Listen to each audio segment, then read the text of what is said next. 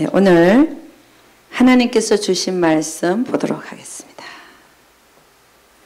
오늘 하나님께서 우리에게 주신 말씀은 마태복음 22장 8절에서 13절 보도록 하겠습니다. 이에 종들에게 이르되 혼인잔치는 예비되었으나 청한 사람들은 합당치 아니하니 사거리 길에 가서 사람을 만나는 대로 혼인잔치에 청하여 오너라 한대 종들이 길에 나가 악한 자나 선한 자나 만나는 대로 모두 데려오니 혼인자리에 손이 가득한지라. 임금이 손을 보러 들어올새 거기서 예복을 입지 않은 한 사람을 보고 가로되 친구야 어찌하여 예복을 입지 않고 여기 들어왔느냐 하니 저가 유구무은이언을 임금이 사안에게 말하되 그 수족을 결박하여 바깥 어둠에 내어 던지라. 거기서 슬피울며 이를 갈미 있으리라 하니라. 14절 제가 한 구절 더 읽어드립니다. 청함을 받은 자는 많되 택함을 입은 자는 적으니라. 아멘. 할렐루야. 아멘. 오늘 마태복음 22장 8절에서 14절까지 보니까 8절 이렇게 얘기합니다. 이에 종들에게 이르되 혼인잔치는 예비되었으나 청한 사람들은 합당치 아니하니. 네. 그 다음에 9절 보니까 사거리 길에 가서 사람을 만나는 대로 혼인잔치에 청하여 오너라 한데 종들이 길에 나가 악한 자나 선한 자나 만나는 대로 모두 데려오니 혼인자리에 손이 가득한지라. 임금이 손을 보러 들어올새 거기서 예복을 입지 않은 한 사람을 보고 가로되 친구야 어찌하여 예복을 입지 않고 여기 들어왔느냐 하니 저가 유구무원이언을 임금이 사람들에게 말하되 그 수족을 결박하여 바깥 어둠에 내어 던지라. 거기서 슬피 울며 이를 갈미 있으리라 하니라. 청함을 받은 자는 많되 택함을 입은 자는 적으니라. 아멘. 여러분 10절 말씀을 한번 보도록 하겠습니다. 종들이 길에 나가 악한 자나 선한 자나 맞는 대로 모두 데려왔다. 여러분 이 얘기는 그래서 혼인자리에 손이 가득한지라 이렇게 연결해서 보면 안 되고요. 종들이 길에 나가 악한 자나 선한 자나 만나는 대로 데려왔어요. 예수 믿으라 한 거야. 예수 믿으세요. 그래야 천국 갑니다. 그렇게 했는데 그러니까 악한 자도 있고 선한 자도 있고 다 전도해 갖고 예수 믿게 한 거예요. 그렇게 했지만 그 중에서도 또 혼인잔치를 벌려갖고 혼인자리에 청함을 그러니까 예수 믿는 자는 다 청함을 받는 거죠. 여러분은 혼인잔치에 올 수가 있습니다.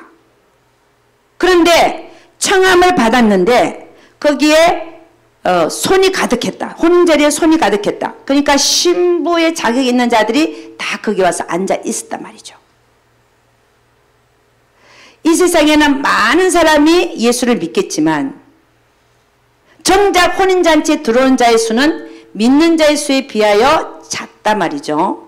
작지만 혼인자리에는 믿는 자이고 신부의 자격이 있는 자만 거기 앉아 있으니 손이 가득하다라고 표현하고 있는 거예요. 신부의 자격만 있는 사람만 그 안에 들여보냈거든요. 그런데 거기서 한 사람이 이 사람은 들어오면 안 되는데 들어와 앉아 있는 거예요. 어떤 자냐?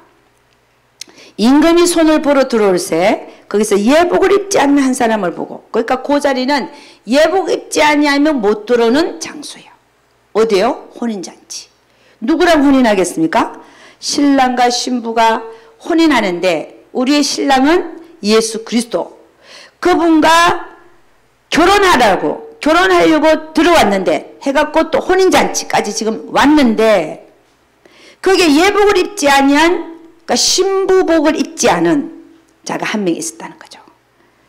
그 자를 보고 뭐라고 하자면은 그 신랑 되는 자가 친구야 어찌하여 예복을 입지 않고 여기 들어왔느냐. 너가 여기 있을 자리가 아니라는 거죠.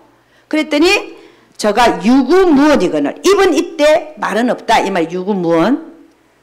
말을 안 하더라는 거죠. 그랬더니 그 임금이 사람들에게, 이 임금이 예수 그리스도면 사하는 천사들이죠. 임금이 사람들에게 말하되 그 수족을 결박해서 바깥 어두움에 내어 던지라. 거기서 슬픔이 이를 갈미 있으리라 하니라. 혼인잔치에 들어올 만한 예복을 갖추지 못한 자들은 다, 그럼 이게 무슨 한 사람이 그러고 들어왔지만 나머지 사람들도 다 바깥에 쫓겨나서 슬픔이 이를 갈고 있다는 얘기입니다. 요 한 사람은 어쩌다 들어왔는데 너는 예복을 안 믿고 들어왔으니까 바깥 어두운데, 수족이 결박되어 바깥 어두운데 내어 던져져서 너는 거기서 이를 갈아라. 이렇게 얘기하는 거예요. 슬피 울며 이를 갈아라. 그래서 14절 보니까 청함을 받은 자는 많대. 혼인잔치에 청함을 많이 받은 거예요.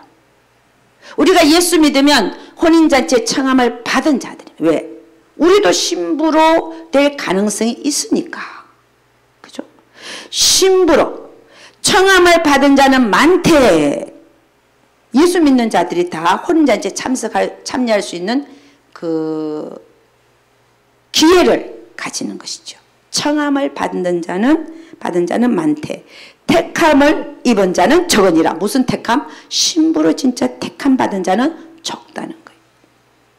그러니까 요 혼인잔치 자리에 손이 가득하게 있지만 그들은 예복이 준비된 자들이지만 그렇게 택함을 입은 자들이 청함을 입은 자들에 비해서는 너무 적더라 이 말이에요.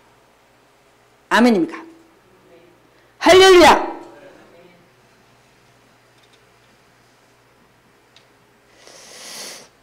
여러분, 우리는 이왕 예수 믿고 평생 예수 믿고 죽어서 천국 갈 텐데 바깥 어두운 데 쫓겨나서 슬픔이 이를 가는 장소에 가야 되겠어요? 아니면은 혼인잔치에 참여해야 될까? 예?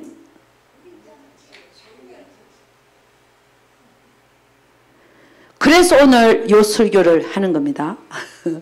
다 혼인잔치에 참여하는 여러분과 제가 되기를 주의 이름으로 축원합니다. 우리는 어떻게 해서 천국을 가냐? 예수를 믿으면 죄사함을 받고 원죄사함을 받고 천국으로 향하게 되어 있습니다. 근데 그 자들이 다 혼인잔치에 청함을 입은 자들이에요. 예수 믿는 모든 자들이. 그런데 그렇게 혼인잔치에 청함을 입었으나 예복을 준비하지 아니한 자는 그 혼인잔치에 못 들어온다 이 말입니다. 그죠? 여러분, 지금 우리가 지금 살고 있는 시대에 75억의 인구가 지금 있다. 어떤 사람 80억이라도 지금 80억? 지금 80억이 있는데 이 중에서 진짜 예수 믿는 자는 제가 보기엔 10억이 될까 말까. 10억. 많죠, 그죠? 10억. 10억이 될까 말까. 그러면 그 70억은 어디로 간다는 거예요? 예, 지옥에 떨어집니다. 70억이. 이게 셀 수도 없어요. 10억이 천국 간다 생각하면 천국에도 두 장소가 있어서 예루살렘 성 안으로 들어가는 자가 있고 성 밖으로 쫓겨나는 자가 있잖아요. 그럼 10억 중에서 뭐 거기서 예수를 믿었는데도 탈락되어져서 지옥 가는 영혼들도 있죠.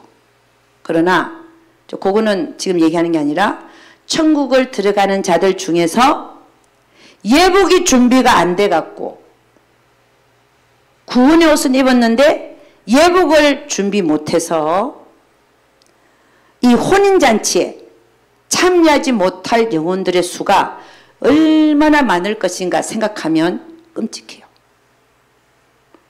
예복이 준비된 자들은 구원의 옷을 입고 나서 예복까지 준비가 되어져야 이 혼인잔치에 참여하는 거예요.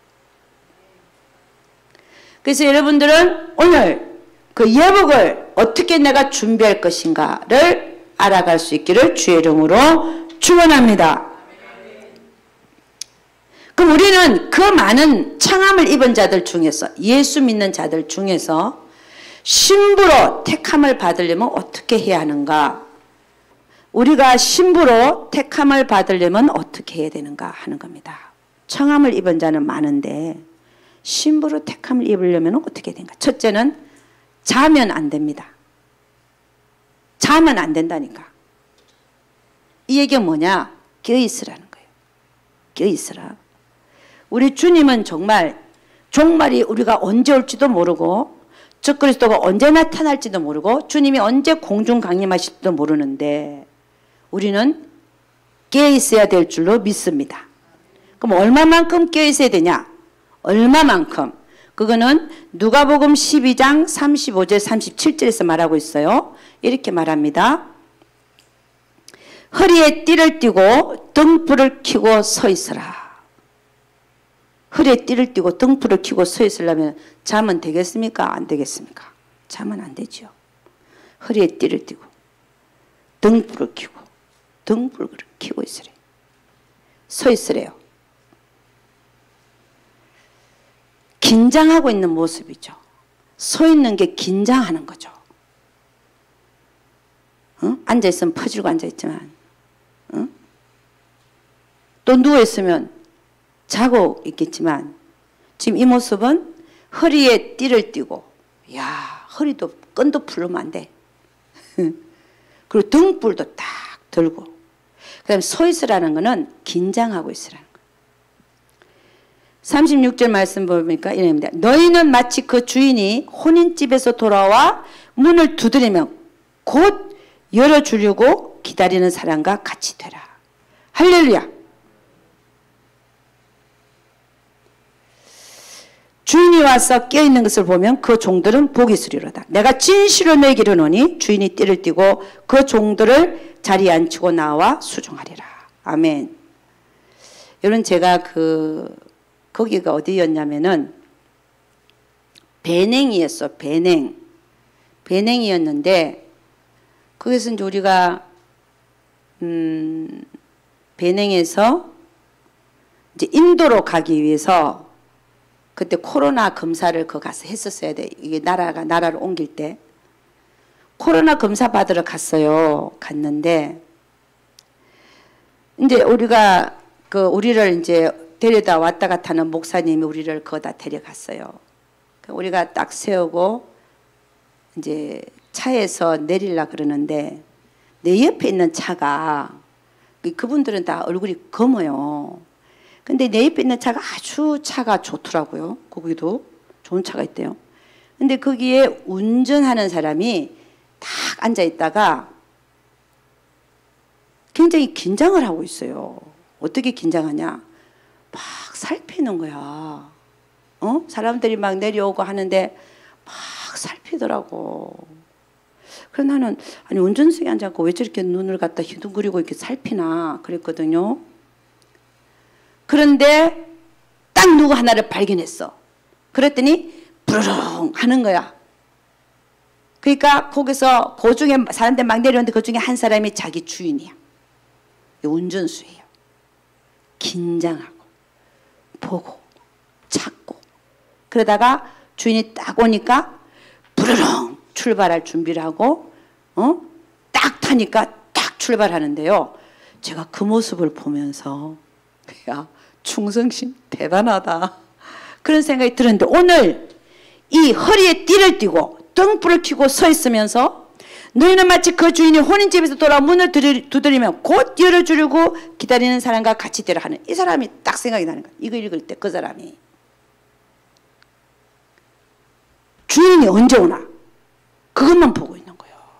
딱 보고 있다가 딱 발견되니까 자기가 부르릉 하는 거야. 딱 떠날 준비. 딱 와갖고 문 열고 딱 타니까 부르릉 가는데 야, 이 모습. 우리 주님은 지금 그런 사람과 같이 되라라고 말하고 있는 거예요. 우리가 주님을 깨어있는 정도가 할렐루야. 30절 보니까 주인이 와서 이렇게 깨어있는 것을 보면 그 종들은 복이 있으리로다.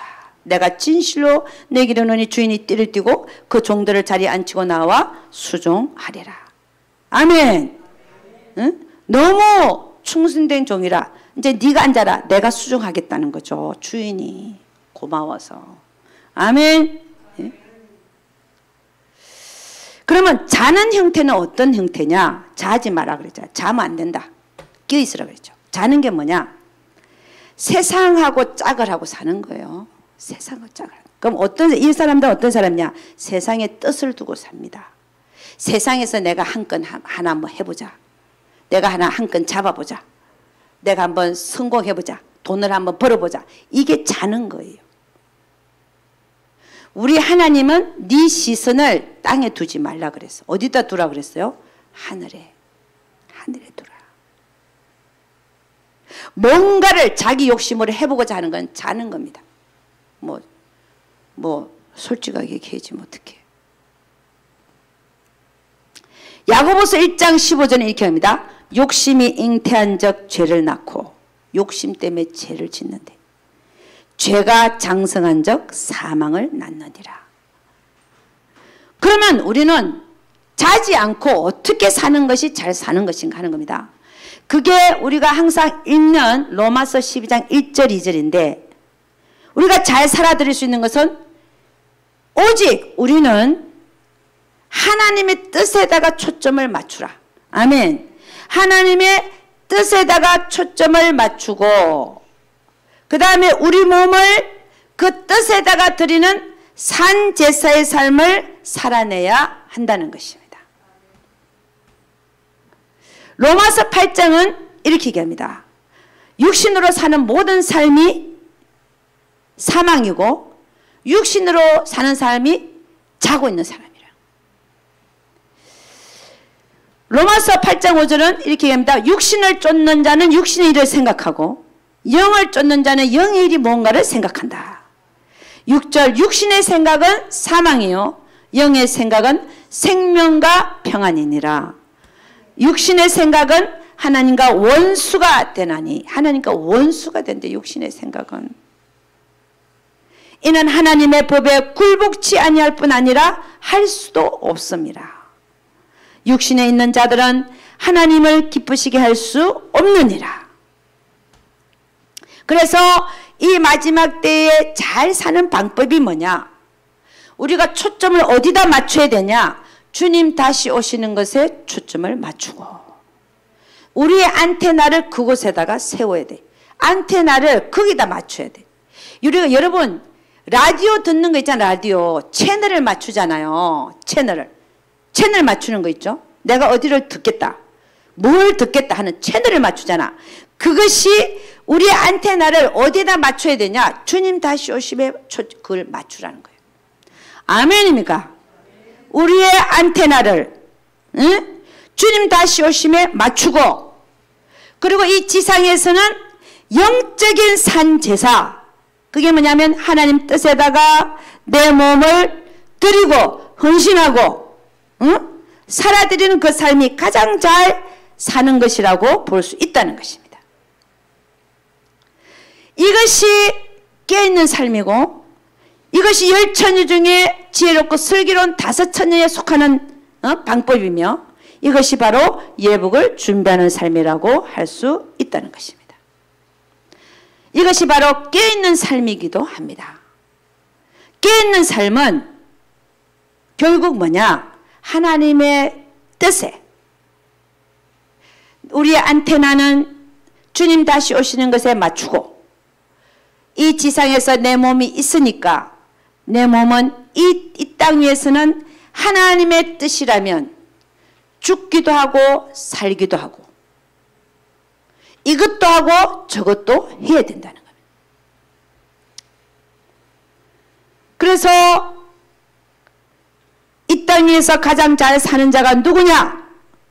주님 다시 오시는 것에 안테나를 맞추고 이 땅 위에서 오직 주님의 뜻을 위하여 살고자 하는 자, 그런 자가 가장 잘 사는 자라고 볼 수 있다는 것입니다. 우리 옆에 있는 사람들한테 한번 인사합니다. 우리 주님은 반드시 다시 오십니다. 얘기하세요.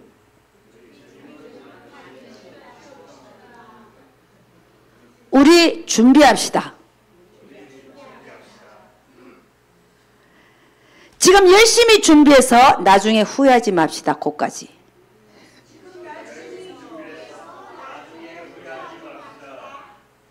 아멘. 그래서 우리가 신부로 택함을 받으려면은 청함을 받은 자는 많다 그랬어요. 신부로 택함을 받으면 어떻게 되냐? 첫째는 자면 안 된다. 그 다음에 두 번째는 뭐냐면 신랑을 우리가 기다리고 있는 열처녀 얘기를 압니다. 거기서 슬기롭고 지혜로운 다섯 처녀처럼 기름을 충분히 준비해서 주님 오시는 그날에 등불을 밝혀들고 있어야 하는 것입니다. 아멘. 우리 마태복음 25장 1절에 13절 제가 요약해서 말씀드리면, 그때 천국은 마치 등을 들고 신랑을 맞으러 나간 열처녀와 같다 하리니 그 중에 다섯은 미련하고 다섯은 슬기있는지라. 미련한 자들은 등을 가지되 기름을 가지지 아니하고 슬기있는 자들은 그릇에 기름을 담아 등과 함께 가져갔더니 신랑이 드디 오므로 다 졸며 잘새 밤중에 소리가 나되 보라 신랑이로다 맞으러 나오라 하매 이에 그 처녀들이 다 일어나 등을 준비할세. 미련한 자들이 슬기있는 자들에게 이르되 우리 등불이 꺼져가니 너희 기름을 좀 나눠달라 하거늘 슬기있는 자들이 대답하여 가로되 우리와 너의 쓰기에 다 부족할까노니 차라리 파는 자들에게 가서 너희 쓸 것을 사라 하니 저희가 살아간 동안에 신랑이 오므로 예비하였던 자들은 함께 혼인잔치에 들어가고 문은 닫힌지라.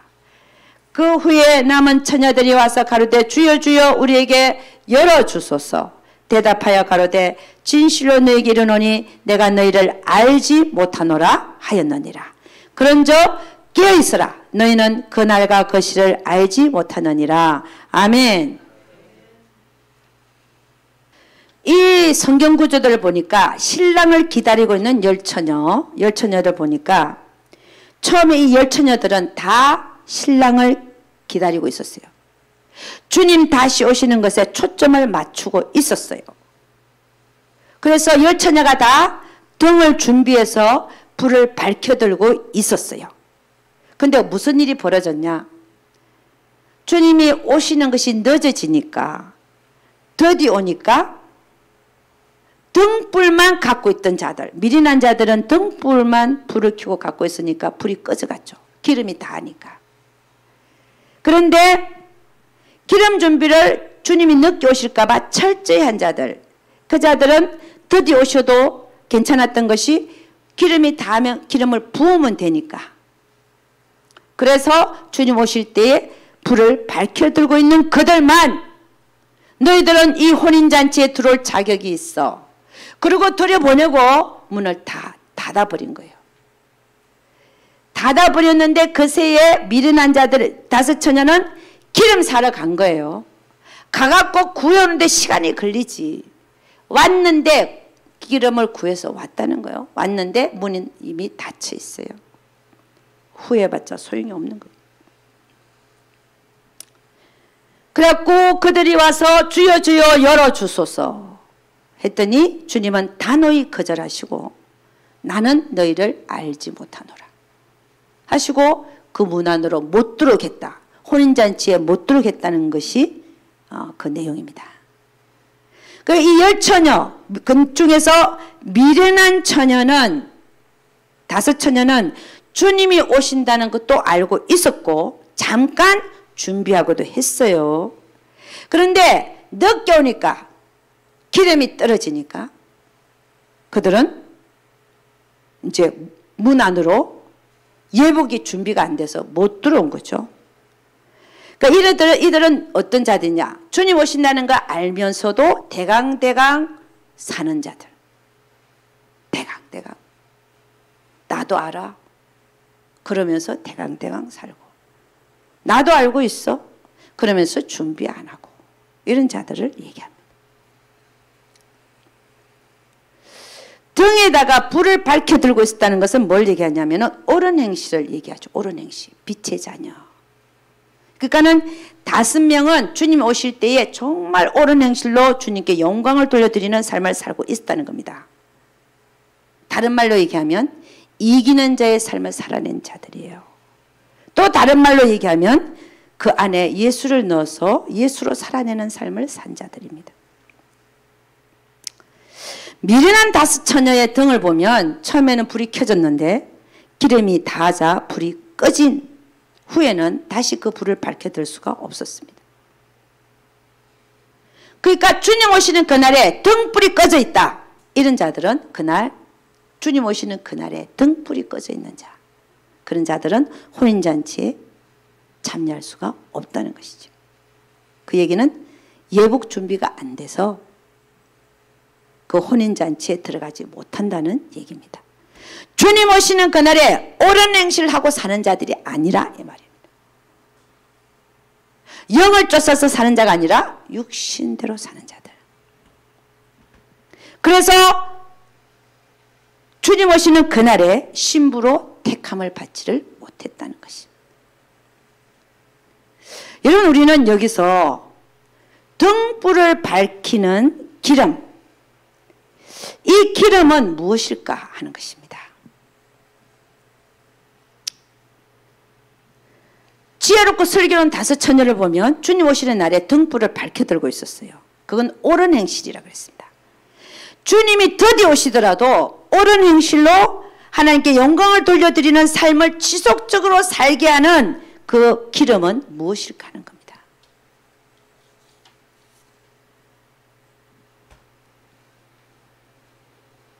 그런데 가만 보면요, 등이 있잖아요. 등에다가 기름을 붓고 심지가 있는데 성냥 갖고 불을 탁 켜잖아요. 그럼 밑에 있는 기름이 쭉 심지를 타고 올라서 불을 태우는 거예요. 근데 등이 있고 심지도 있는데 기름이 없다. 그럼 불이 붙겠습니까? 안 붙겠습니까? 안 붙죠. 그러니까 기름이 없이는 결코 등불을 밝힐 수가 없다는 겁니다. 기름이 없이는 등불을 밝힐 수가 없다. 그 등불을 밝히게 하는, 밝혀들게 가능케 하는 그 기름은 도대체 뭐냐는 겁니다. 예수님은 제자들에게 어떤 것을 가르치냐면은 4가지 밭에 대해서 얘기를 했어요. 우리 마태복음 13장 한번 가보도록 하겠습니다. 마태복음 13장 3절에서 9절. 마태복음 13장 3절에서 9절입니다. 예수께서 비유로 여러 가지를 저에게 말씀하여 가라사대 씨를 뿌리는 자가 뿌리러 나가서 뿌릴새 들으는 길가에 떨어짐에 새들이 와서 먹어버렸고 들으는 흙이 얇은 돌밭에 떨어짐에 흙이 깊지 아니하므로 곧 싹이 나오나 해가 돋은 후에 타져서 뿌리가 없으므로 말랐고 들으는 가시떨기 위에 떨어짐에 가시가 자라서 기운을 막았고 들으는 좋은 땅에 떨어짐에 혹 100배 혹 60배 혹 30배 결실을 하였느니라. 귀 있는 자는 들으라 하시니라.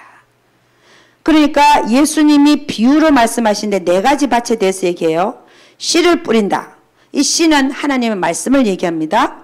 씨가 길가에 떨어질 수가 있고 돌밭에 떨어질 수가 있고 그 다음에 가시떨기 위에 떨어질 수가 있고 하나는 옥토에 떨어질 수가 있던 거예요. 그 다음에 마태복음 13장 18절에서 23절 제가 읽어드립니다. 18절부터 그런즉 씨 뿌리는 비유를 들으라. 아까 4가지 밭에 대해서 얘기했죠. 씨 뿌리는 비유를 들어라. 아무나 천국 말씀을 듣고 깨닫지 못할 때는 악한 자가 와서 그 마음에 뿌리운 것을 빼앗나니 이는 곧 길가에 뿌리운 자요. 악한 자가 누구겠습니까? 마귀와 그 부하들이죠. 그들이 이 마음에 뿌려진 말씀을 갖고 간다는 거예요. 이 길가밭, 이게 우리가 말씀을 전할 때 길가밭에 속한 자들이 누구냐? 첫째는 불신자들. 불신자들은 아무리 들어도 모릅니다. 다 갖고 가버려요. 길을 막아버려요. 그 다음에 하나님의 말씀이 떨어지는 장소에 있지만 딴 생각하는 사람. 딴 생각. 그것도 말씀이 마음에 뿌리를 내리지 못합니다. 이런 경우도 다 마귀가 와서 갖고 가버리는, 딴 생각하는 사람. 그들이 길가밭입니다. 여러분들은 길가밭 되면 안 됩니다. 그렇죠? 여기 앉아있는 이유가 길가밭 되기 위해서 앉아있는 게 아닙니다. 그 다음에 돌밭이 있다 그래요. 20절 돌밭이 있습니다. 돌밭에 뿌리웠다는 것은 말씀을 듣고 즉시 기쁨으로 받되 그 속에 뿌리가 없어 잠시 견디다가 말씀을 인하여 환난이나 핍박이 일어나는 때에는 곧 넘어지는 자요. 여러분 우리가 심령밭에 돌이 많아. 돌이 밭은 밭인데 돌이 많아. 그래서 돌밭이라 그래. 응? 돌밭. 돌밭이 있는데 그 돌 위에는 흙이 조금씩 있어요. 흙이. 습기도 좀 있고. 그래서 씨가 어디 떨어졌냐? 흙에 떨어진 게 아니라 돌 위에 떨어지니까 돌 위에. 돌 위에 떨어졌는데 돌 위에는 흙이 좀 있고 습기가 있어서 싹은 냈어요. 싹을 냈어. 그랬더니 아멘 하고 받았지. 기쁨으로 받대. 기쁨으로 받대. 그 속에 뿌리가 없어 잠시 견디다가 말씀을 인하여 환난이나 핍박이 일어나는 때 곧 넘어지는 자요. 네. 자, 아까번에 마태복음 13장에 6절을 읽었잖아요. 6절이 뭐라고 되어 있냐면은 5절 6절 이렇게 되어 있습니다.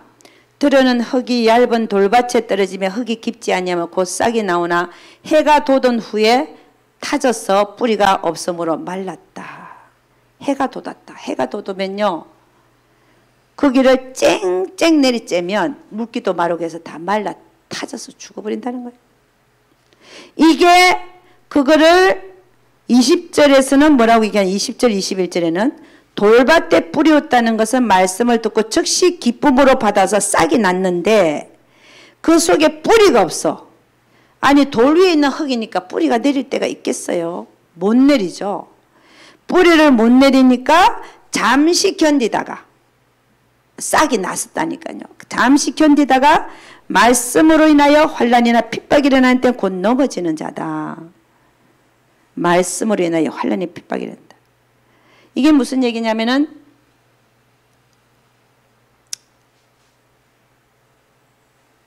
예를 들어서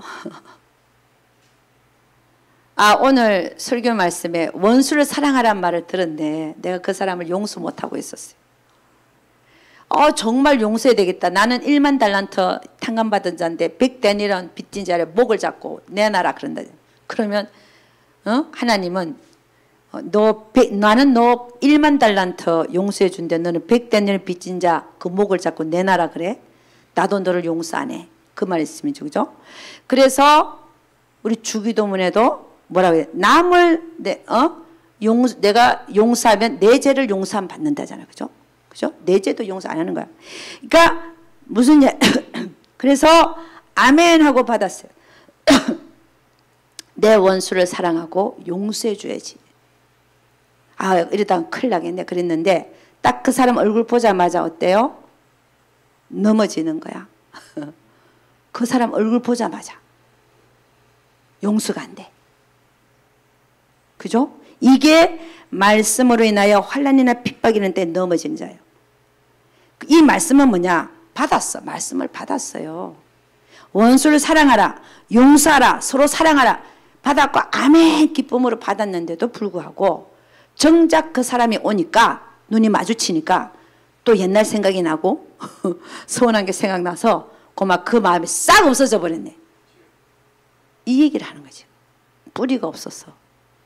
뿌리가 없어서. 말씀을 인하여 환난의 핍박이 일어날 때 곧 넘어지는 자다.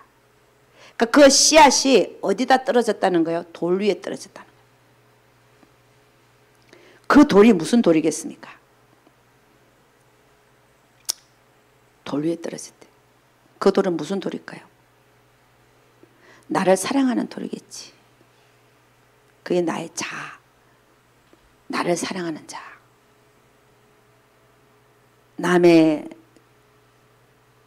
입장도 생각 안 하고 나만 생각하고 나를 사랑하는 자 위에 떨어졌으니 하나님의 말씀을 잠깐 받아서 기쁨으로 받았지만 싹은 났으나 뿌리가 없으니까 원수를 보니까 다시 한번 올라오는데 이전에 받았던 말씀이 온데간데 없어져 버렸네.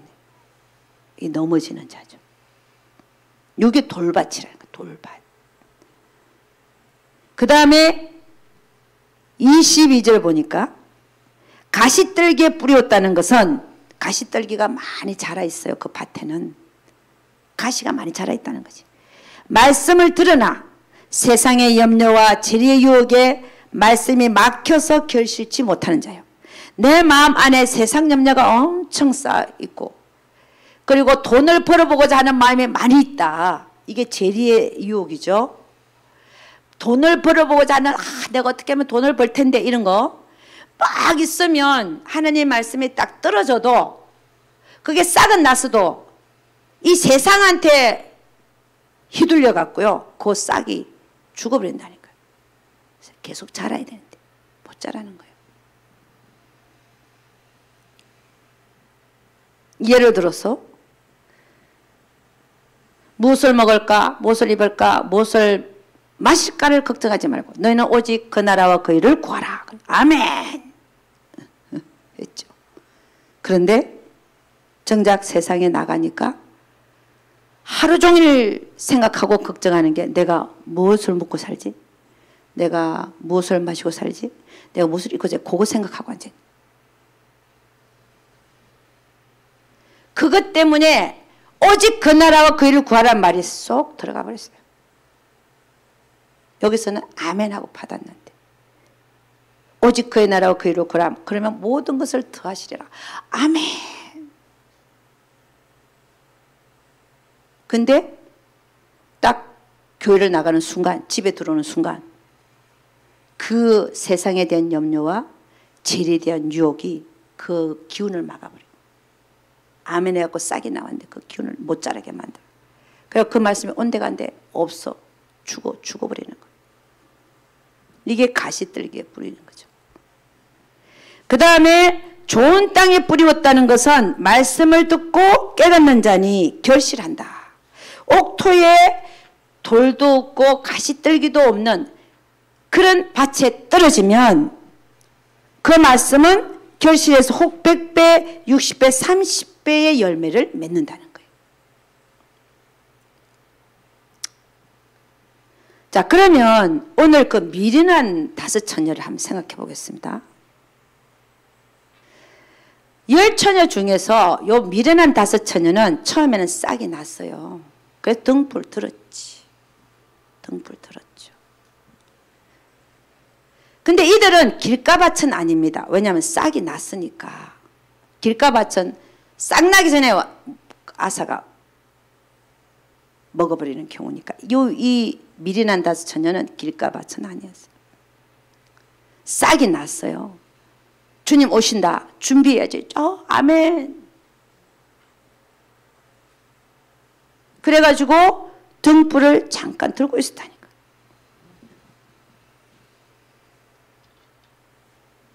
그런데 이들은 어떤 자들이었느냐. 그 안에 돌 위에 그 말이 떨어진다든지 아니면 가시떨기 위에 그 말이 떨어졌기 때문에 잠시 잠깐은 준비할 수 있었고 준비하는 것처럼 보였고 싹이 났지만 조금 시간이 지나니까 싹 없어진 거예요.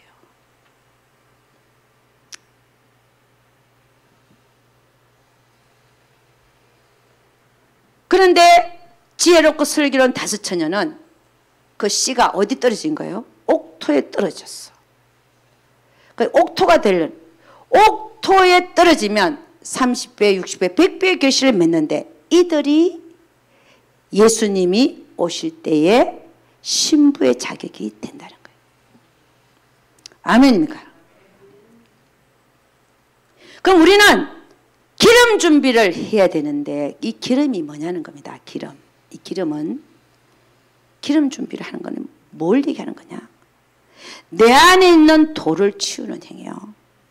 내 안에 있는 가시떨기를 뽑는 행위요. 그래 옥토를 만드는 행위. 이게 기름 준비야. 아멘입니까? 응? 기름이라고 하는 거 진짜 올리브 오일 뭐 또 참기름, 또 들기름 이거 얘기하는 게 아니라니까. 불 밝혀 들고 있다는 게 그게 옳은 행실을 하고 있다는 거예요. 이게 진짜 불 밝힌 게 아니라니까.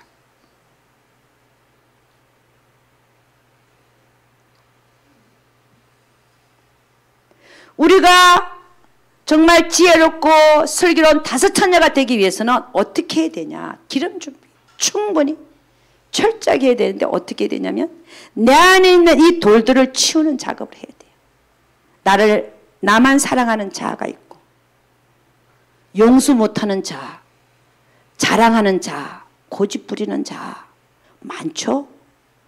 응? 게으른 자아 뭐 이런 것도 있고 자들이 많아요.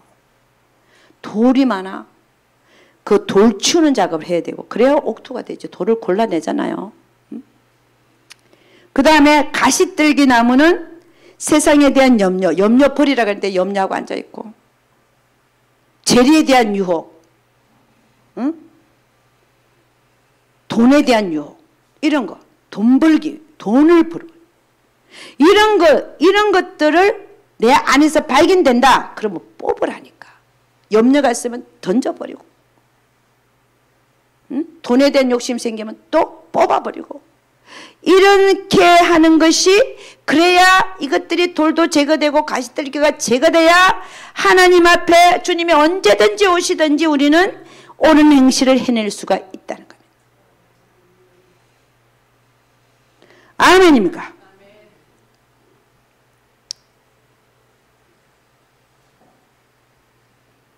그래서 이 기름 준비를 철저히 하는 자들이 기름이 뭐라 그랬어요? 내 안에 있는 돌 치우고 가시떨기 나무를 다 제거하는 행위. 이 기름 준비를 철저히 하는 자들이 주님 오시는 그날에 하나님의 신부가 될 것이고 어린 양의 아내가 될 것이고 혼인잔치에 참여하는 자들이 될 것이고 응? 그런 자들이 된다는 것이죠.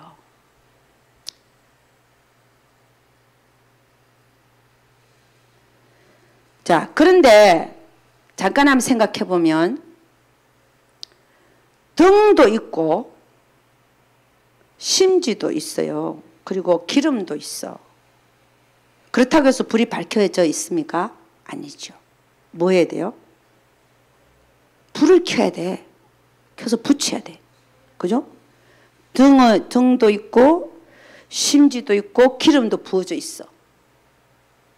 응? 그런데 불이 밝혀지려면 뭐 해야 돼요? 불을 켜야 되는 거야. 성냥불을 켜야 돼요. 이 켜는 행위가 뭐냐? 순종이라는 겁니다. 내가 아무리 기도 많이 하고 아무리 말씀 많이 보고 내 안에 돌이 치워져 있고 가시떨기가 없다 할지라도 내가 순종 안 하면 불을 밝혀둘 수가 없어요.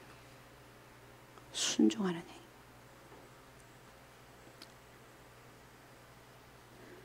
그래서 여러분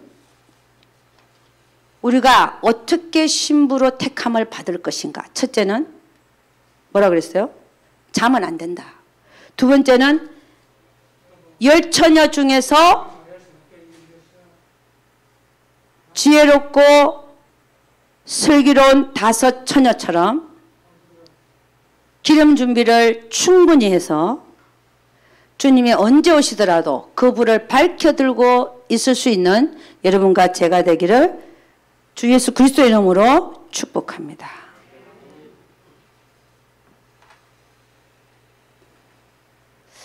그러면 이 자아를 처리하고 내 안에 있는 욕심을 처리하려면은 어떻게 해야 되냐?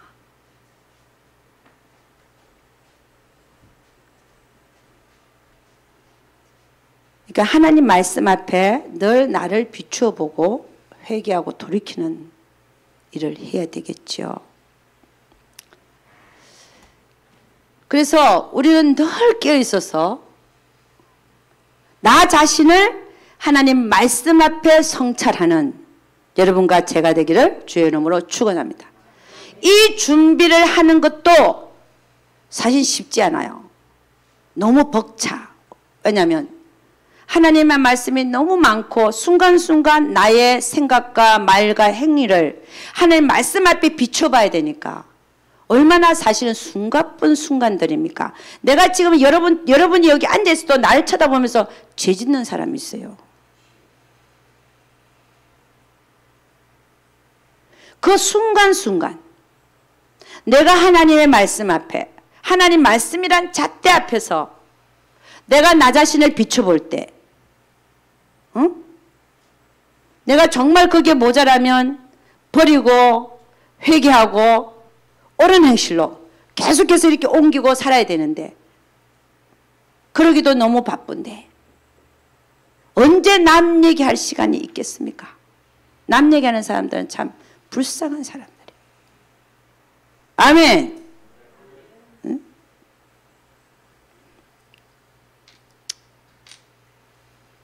우리는 이 지혜롭고 슬기로운 다섯 처녀처럼 정말 그 심령이 옥토바같이 되어져서 하나님의 말씀이 떨어지면 30배, 60배, 100배의 결실을 맺고 있는 등불을 환히 밝혀들고 있는 그런 자들이 주님 오시는 그날에 그런 자들이 되시기를 주 예수 그리스도 이름으로 축복합니다. 그래서 이 옥토밭을 가진 자들, 이 자들은 어떤 자들이냐면 요한복음 14장 21절에는 이렇게 얘기합니다. 나의 계명을 가지고 지키는 자라야 나를 사랑하는 자니 나를 사랑하는 자는 내 아버지께 사랑을 받을 것이요 나도 그를 사랑하여 그에게 나를 나타내리라. 옥토밭을 가진 자는 그게 씨앗이 떨어지면 열매를 맺게 되어 있습니다. 그런 자는 계명을 지키게 되어 있어요. 옥토가 된 자가 계명을 지켜집니다. 그런 자에게 주님 뭐라 하냐? 나의 계명을 가지고 지키는 자야 나를 사랑하는 자다. 그런 자에게 내가 그에게 나를 나타내리라. 할렐루야. 예수님이 그들에게 나타나신대요. 옥토로 준비된 자들, 옥토가 되어져서 하나님의 계명을 지켜내는 자들, 기름 준비를 많이 하는 자들, 철저하는 자들, 이 자들에게 예수님이 나타난다는 거예요. 저는요, 제가 뭐 제 자랑하는 것 같네 이렇게 말하다 보니까 예수님이 나타난다. 여러 가지로 나타날 수 있죠. 여러분의 기도에 대한 응답으로, 또 내가 하나님 말씀에 순종했더니 거기에 대한 응답으로, 그 말씀에 조건이 있고 약속이 이루어지는 게 있어요. 그거 나타나시는 거예요. 그 다음에 또 실질적으로 여러분의 환상 속에서 꿈에서 나타나셔서 말씀하시고, 성경 말씀의 레마로 받게 하시는 것도 나타나시는 거예요. 또 때로는 실제로 주님의 모습을 보기도 합니다. 이런 그에게 내가 나를 나타내리라. 아멘입니까? 그 다음에 요한복음 14장 23절에 이렇게 합니다. 예수께서 대답하여 가라사대 사람이 나를 사랑하면 내 말을 지키리니 내 아버지께서 저를 사랑하실 것이요 우리가 저에게 와서 거처를 저와 함께 하리라. 옥토가 되어져서 하나님의 계명을 지켜내는 그런 슬기롭고 지혜로운 처녀가 되면 아예 삼위일체 하나님이 그들에게 와서 함께 사시겠다는 거예요. 할렐루야. 삼위일체 하나님이 그에게 와서 같이 삶을 사시겠다는 거예요. 옥토밭이 되어져서 기름 준비를 철저하는 자들은 주님 오시는 그날에 불을 밝혀들고 있는 자들로서 이들이 혼인잔치에 들어가는 자들인데, 이들에게 이렇게 옥토로 기경된 자들, 돌 치우고 가시떨기 뽑아내고 하는 이런 자들, 이런 자들에게는 예수님이 그들에게 나타내 주시고, 할렐루야. 그 다음에 삼일째 하나님이 오셔서 그들과 함께 그들 안에 들어와서 사시겠다라고 말씀하고 있는 겁니다. 그래서 그들 안에는 우리가 겉으로 보기에는 기름 준비한 것 같고 불 밝혀 들고 있는 거로 이렇게 나타나지만 그게 뭐냐면 금방 얘기한 것처럼 옳은 행실을 할 수 있게끔 내가 옥토로 기경되는 자들이, 그런 자들에게는 예수님이 나타나시기도 하고 또 삼일째 하나님이 거기 와서 사시니까 그럼 그 사람의 심령은 어떤 심령이냐? 그 심령 안에 하나님의 나라가 이루어지는, 하나님의 나라가 이루어지는 심령이에요. 그 나라와 그 일을 먼저 구하라. 그러면 내가 모든 것을 더하시려고 했는데 그 나라와 그의 의가 내 안에 이루어지는 하나님의 나라가 먼저 이루어지고 그 다음 바깥에서도 하나님의 나라와 그 일을 구하는 자, 이렇게 되어진다면 얼마나 하나님이 바라시는 삶이 되겠습니까? 우리 하나님은 내 안에 먼저 그의 나라와 그 의가 이루어지기를 원하시는 분이십니다. 아멘입니까? 우리 안에 그의 나라가 이루어지려면은 내 안에 돌들이 치워져야 되고 내 안에 가시떨기들이 다 뽑혀져야 될 줄로 믿습니다. 그러한 자가 될 때에 우리는 기름을 철저히 준비하는 자가 되어져서 주님 오시는 그날에 불이 안 꺼지고 계속해서 불을 켤 수 있는 그런 자가 될 줄로 믿습니다. 그래서 기름 준비를 하는 것은 옥토가 되기 위하여 지속적으로 노력하는 자, 또 그러한 자들을 보면 대개는 날마다 기도와 말씀 생활을 빼지 않습니다. 날마다 기도와 말씀으로 씨름하는 자들로서 돌들을 치우는 작업, 자아를 계속 내려놓는 훈련과 가시떨기, 즉 그 안에 있는 모든 욕심을 처리해 나가는 그러한 자가 반드시 주님 오시는 그날에 불을 환하게 밝혀 들고 있는 슬기롭고 지혜로운 처녀가 될 것을 확신합니다.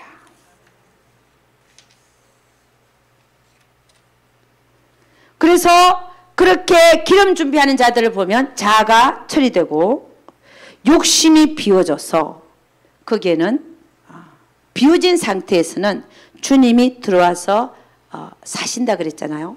삼위일체 하나님이 오셔서 사시기 때문에 그들은 하나님의 영으로 인도함을 받고 생명의 성령의 법을 쫓아서 살게 되고 또한 하나님의 뜻이라 그러면 몸을 척스라도 복종시키면서 주님 오시는 그날까지 그렇게 살아드리는 불을 주님 보시기에 불을 환하게 밝혀들고 있는 그런 자가 될 것을 확신합니다.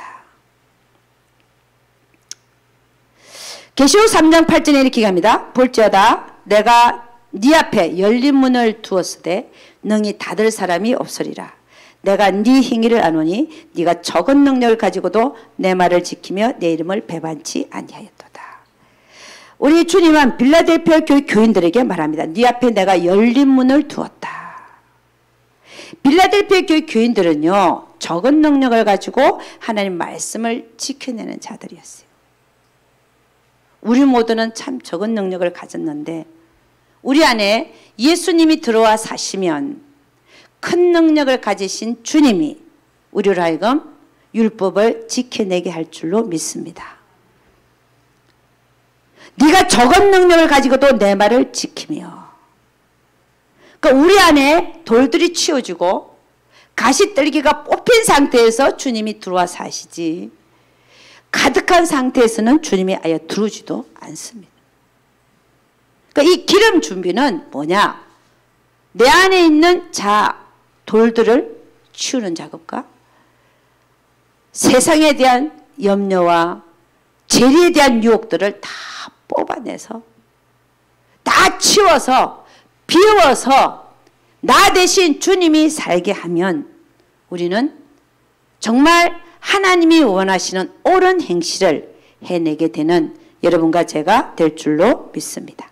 그래야 그렇게 살아갈 때에 주님 오시는 그날에 정말 옳은 행실로 불을 밝혀 들고 있는 자들로서 다 성 안으로 들어가는, 다 혼인잔치에 택함을 받는 그런 신분이 될 것을 확신합니다.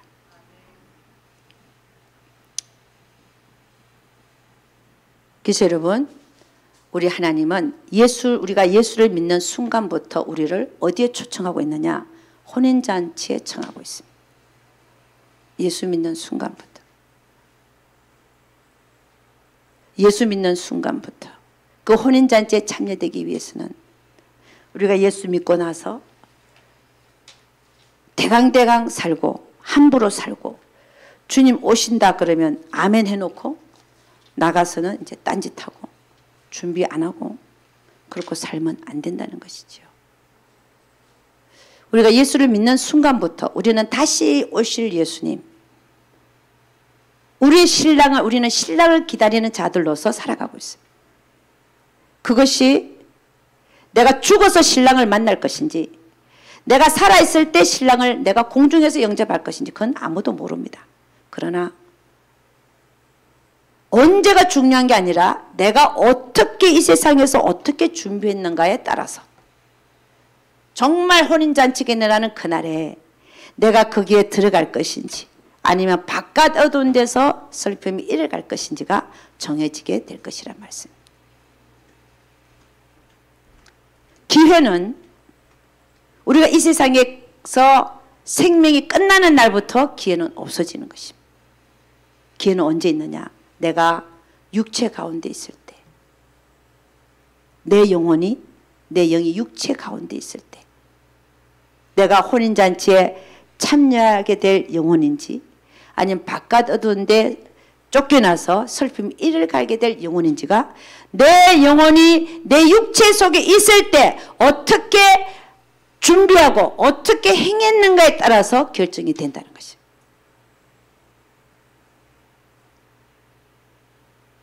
여러분, 우린 베팅이라는 거 하잖아요. 베팅이 뭔지 아세요? 그거 내기하는 거지. 베팅이라는 거 있잖아. 경주라는 거 있잖아요. 어떤 시간이 딱 되면 끝납니다. 우리가 그 시간을 달려가고 있어. 내가 이 세상에서 끝마치는 그 시간. 내가 언제 갈지 모르지만 그 시간까지, 내가 이 땅에 있는 시간까지 내가 어떻게 그 기름 준비를 했는가에 따라서, 내가 철저하게 주님 만날 그 기름 준비를 철저하게 했는가에 따라서, 못했는가에 따라서, 저 영원한 곳에서 그 혼인잔치에 참여할 것인지 혼인잔치에 참여하지 못할 것인지가 지금 나의 삶에서 내가 어떻게 하는가에 따라서 결정이 난다는 사실입니다.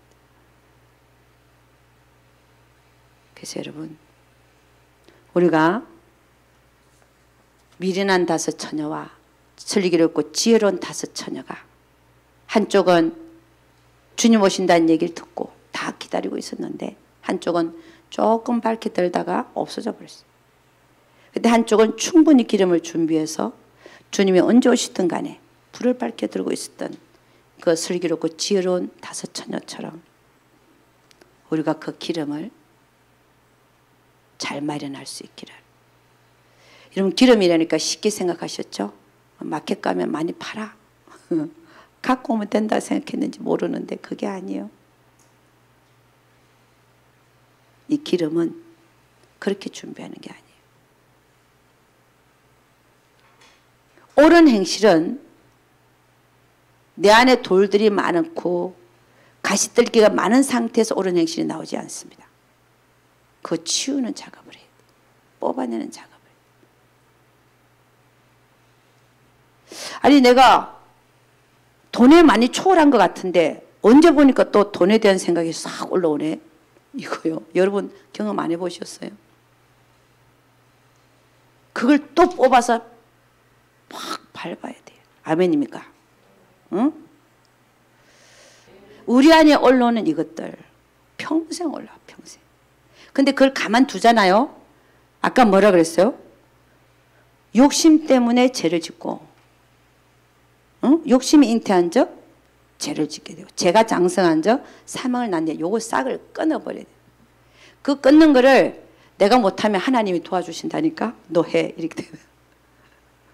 아멘. 네.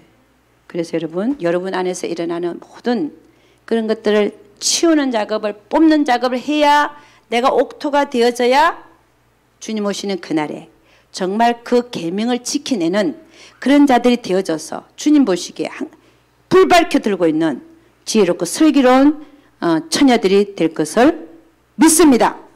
아멘. 기도하겠습니다. 아버지 하나님, 감사와 찬양을 드립니다.